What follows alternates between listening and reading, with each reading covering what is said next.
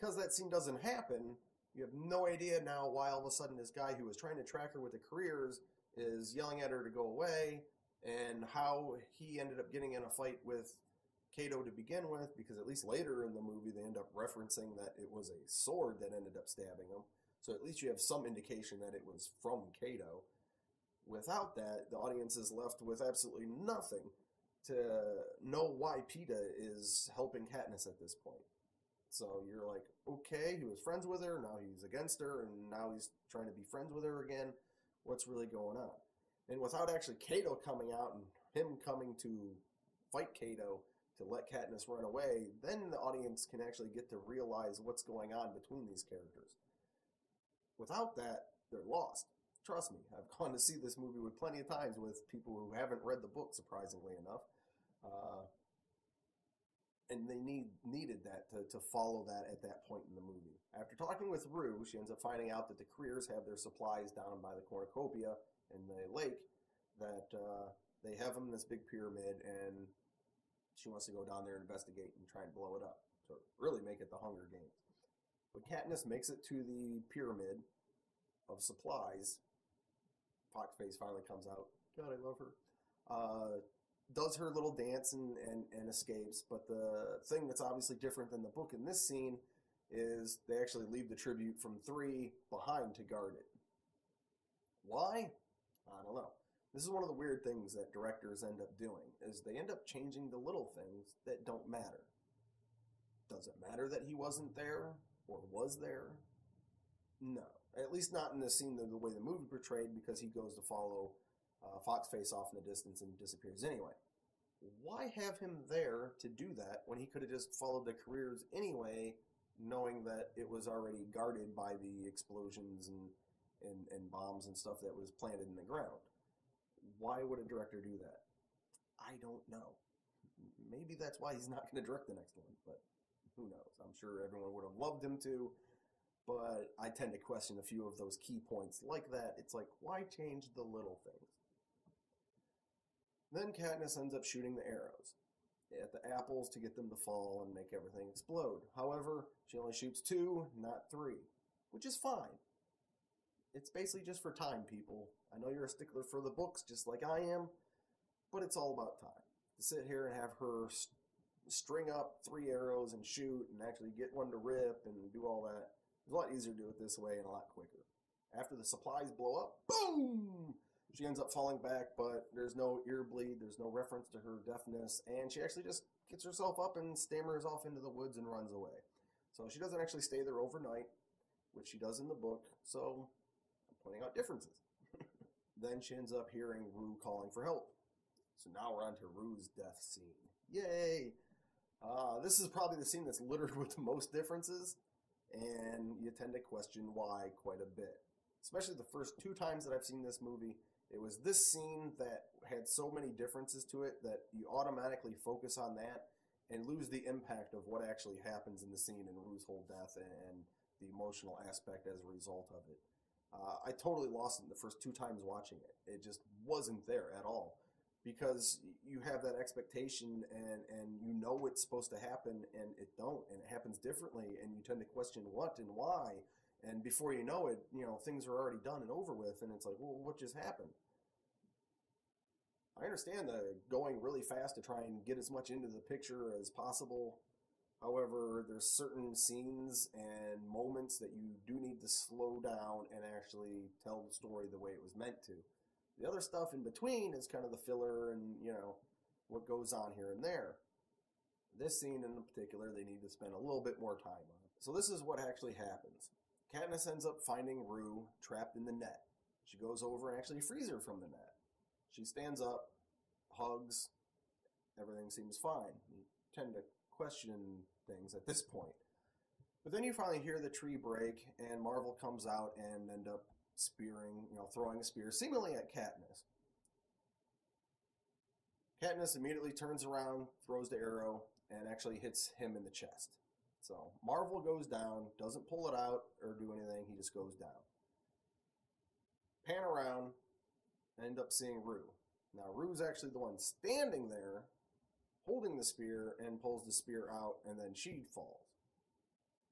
So obviously the big differences here is obviously Marvel ended up getting speared in the throat and ended up pulling it out and bled to death.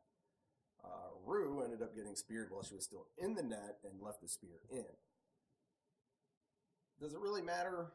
Not really. I mean, I understand the whole point with the arrow in the neck. It's just less bloody. Obviously, it's quicker to do it in the chest and him just fall down than, you know, pull it out and actually bleeding all over the place because of the MPAA ratings. But Rue, I have a hard time with.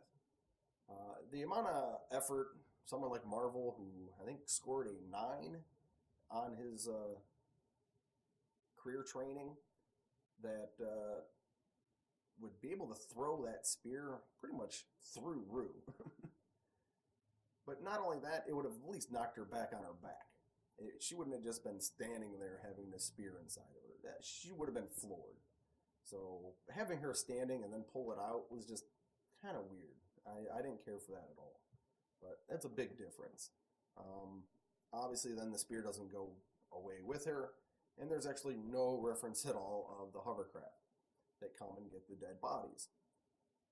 Why they don't at least reference it, show it in the distance off in one time when a cannon goes off, that there's, you know, some type of removal. They keep going back to these scenes where you know people have died, like the cornucopia, and there's no more dead bodies there, but yet there's no reason why they left. So I do really think that they should have added that in. And as for both Rue and Marvel's death, no cannon fire for either one of them. Bad directorial decision? I think so. After every tribute dies, there should be a cannon fire. So after Rue dies, and she ends up burying her in the flowers around her and stuff, she ends up, you know, saying her goodbye and she goes off. I think they should have sung a little bit more of the song, but that's my personal preference. However, point that I was disappointed with that got me in the books, where even I was crying my eyes out, was the bread. You know, knowing what a first that is to have another district send another tribute that wasn't theirs a present in the games, and how much money that would have costed at that point, would have been a great emotional impact of how other districts are viewing her as a focal point and how they're actually rooting in a sense for her now. I think it should have been in the movie. I mean, I don't know why they would have cut it out other than maybe of time, but instead of the bread, they decided to film another scene that wasn't in the book, which is District 11 having an uprising. Why not? It's a good time for it. It's after Rue's dead, and they're trying to revolt against that, to say how wrong that is to have, you know, a 12-year-old girl die. I understand, and I understand why they did it, and it's kind of needed to kind of progress up to book 2 and Catching Fire. But at the same time, you would have liked to see that emotional reaction out of Katniss getting the bread and realizing where it came from, and actually saying thank you to, you know, the people of District 11 to know where I know where this is coming from. That would have been a good idea to put in the movie still, just to kind of give it that extra, you know, middle finger in a sense to the Capitol, to say, hey, I know where this is from, and I'm going to talk about it, and, you know, that kind of stuff. But they left it out, which was really disappointing, because I really would have liked to see the bread. I know. So after the uprising in District 11, Haymitch has a nice little talk with Seneca Crane. Obviously, any of these outside the arena spots are all going to be new, other than what the book had, because the book was only taken from Katniss's perspective and her point of view of in the arena, because that's where she's at. So she has no idea what's going outside this, which the movie does a really good job of actually portraying the Capitol and how they're partying and having presents for the games, and how the kids of the Capitol even run around with swords and stuff like that. I thought it was a very interesting way to kind of get the audience to realize the dynamics between the other districts and the Capitol, and how they view the Hunger Games, and how, you know, everybody is viewing the Hunger Games.